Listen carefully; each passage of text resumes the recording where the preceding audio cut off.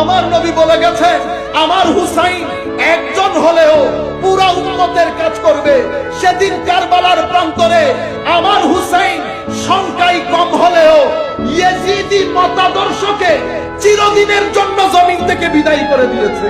হুসাইনিয়তকে প্রতিষ্ঠা করে আজকের যুগে কবিরাই বলছেন না, ইসলাম জিন্দা হতা হ্যায় হর কারবালা কে বাদ। এমন কাজ করেছেন ইমামে হুসাইন, এমন কাজ করেছেন, ইয়েজিদ শব্দটাকে গালিতে পরিণত করে দিয়েছে। ইয়েজিদ শব্দকে গালিতে পরিণত করেছে। মিথ্যা কথা বললে তো একটা ইয়েজিদের মতো কাজ, জুলুম করলে তো একটা ইয়েজিদ। হ্যাঁ, যাই করে ইয়েজিদ এখন জুলুমের নাম হয়ে গেছে। ইয়েজিদ করাপশনের না, ইয়েজিদ জেনার না, ইয়েজিদ মানুষের উপর অত্যাচার করার না, সামগ্রিক অনাচার, অবিচার, অসামাজিক কার্যকলাপের একটা হেডলাইন হয়ে গেছে ইয়েজিদ।